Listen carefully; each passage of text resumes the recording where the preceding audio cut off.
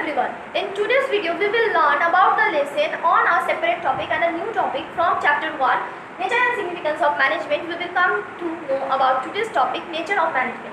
Now, management can be classified into three natures. Number 1, management as an art. So, we will write it down, management as an art. Number 2 is management as a science, and number 3 is management as a profession. So, we will write point number 1, that is management as an art.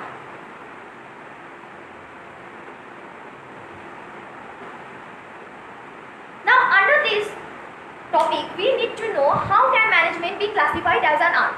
For knowing that how can management be classified as an art, we need to know the features of the art. So, the first feature of the art is applying practical knowledge and can be application of theoretical knowledge into practice. So, if we go through some art subjects such as literature, such as fine arts, such as dance forms, such as music forms, many art subjects are there. It can be any kind of novel. So we will get to know that there are some theoretical knowledge that needs to be acquired in this subject, and finally this theoretical knowledge needs to be applied in the day-to-day life. So we can say that the first feature of art is practical knowledge or application of theory in the daily practice. Now, how can we state that management is an art? Management, for higher studies, whenever you go, you will get a separate subject or a separate paper as management, and you can do specialization in management also. So, management can be treated as a subject. As a subject, it gives theoretical knowledge. Now, acquiring only the theoretical knowledge is not enough. That theoretical knowledge needs to be applied in daily practice. And how can this theoretical knowledge be applied into daily practice? By getting things done through the people to accomplish the organizational goals and to achieve the organizational goals. So, putting the available knowledge into work is the basic nature of management as an art. So, we can say the first feature of art is fulfilled by the management. Second feature of art is skills. Second feature of art is skills. Now, the skills vary from person to person. Not necessarily each artistic person will be of similar nature. If I take a painter or an artist of nature, and if I take a artist or a painter of a portrait, they are of different natures. Similarly, if I take a dancer of a particular dance form and another dancer varies with a different dance form, their skills are divided into two different ways. Similarly, each and every manager has their own style of working. They can solve the problems and understand the situation in their own way. So that is what we can say, that skills, application of skills depends from manager to manager. Similarly, as art varies from person to person. Next, what we can say is creativity. Next feature of art is creativity. Now, as we can say that artists, or whether it is a dancer, they are artists, whether it is a musician, they are artists, whether it is an art actor, they are artists, who writes a poet is an artist, who writes novels is an artist, who writes dramas is an artist. So basically, artists have their main feature of creativity and innovation. The in-depth feeling, the in-depth sense of belongingness they can portray through their work reveals their creativity. So, management can also be said that it is resulting in creativity. How much creative can the management be results in their output and accomplishment of the goals for the organization. Next point is management as a science. See, discussing about management as a science, what we can say, the first and foremost feature of science.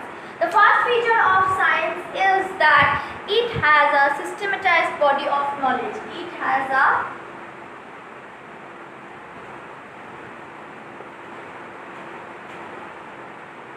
systematized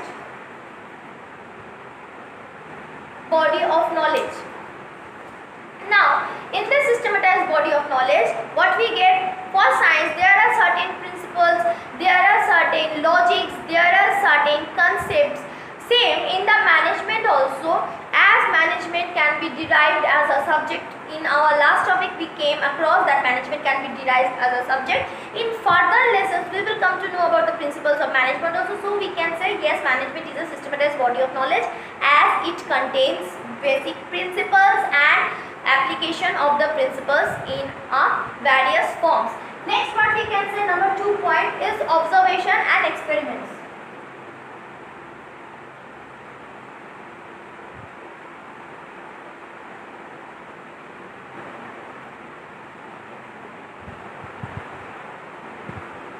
Now, of course you came across in your previous classes that under science there were certain practicals, there were certain observations, there was procedure, there was conclusion, and experiments were there regarding the science topic.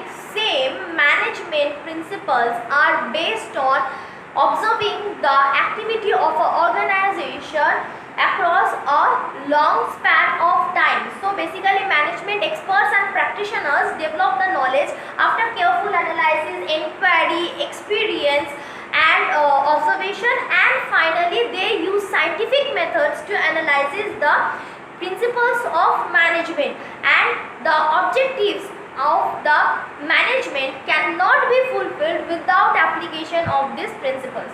And coming up to the third feature of the management as a science is that cause and effect relationship.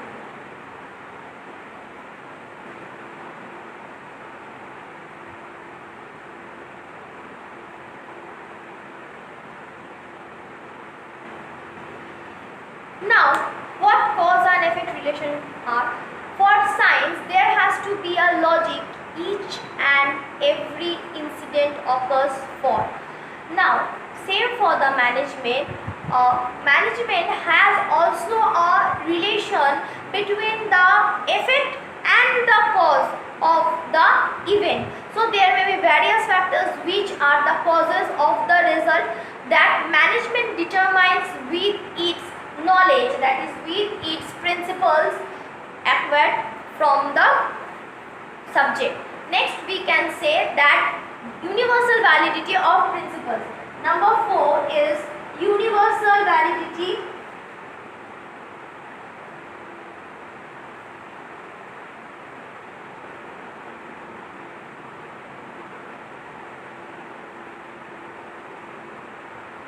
of principles. Yes, all the principles of the management that we will come to discuss in our further lessons are acceptable worldwide, or each and every principle can be applied in a situation.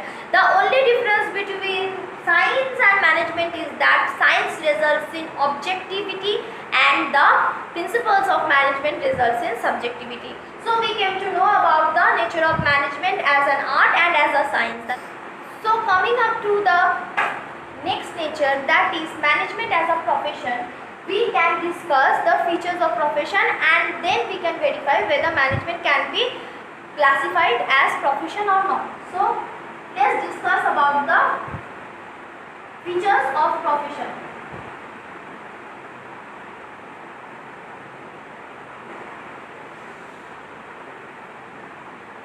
So the first feature of management as profession is that it is a systematized body of knowledge. It is a systematized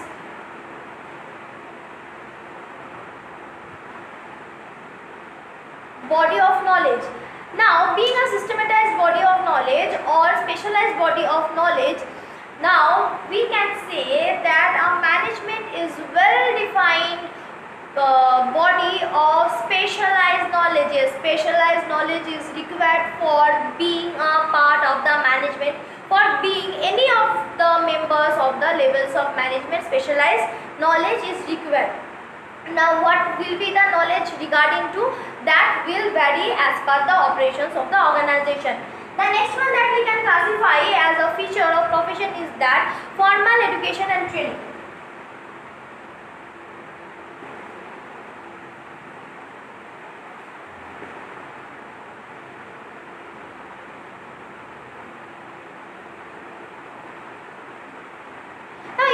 speaking of a doctor, if I'm speaking of a lawyer, if I'm speaking of a chartered accountant, without formal education and without training, they couldn't be in such a profession. Same is applied for a manager also. Without proper training, without proper knowledge, a manager cannot be called as a professional if he or she is not adopted as per the training or the code of conduct is not known to him. Next, what we can say, as I have discussed, code of conduct.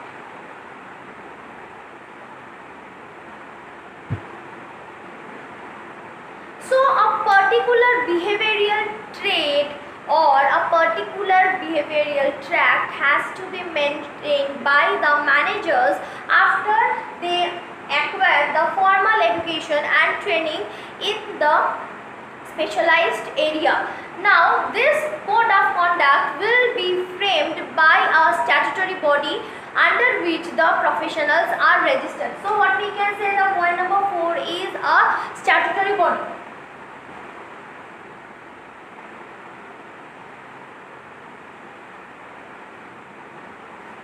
Under statutory body, we can say that if you are talking about a doctor, it can be Indian Medical Association. If you are talking about the lawyers, it can be Bar Council of India.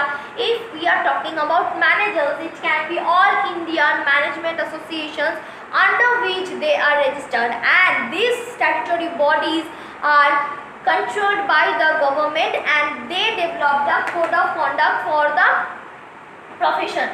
And last and not the least, we can say that as a profession, management's main motive is to provide service, not to sell any goods or product, but for achieving the organizational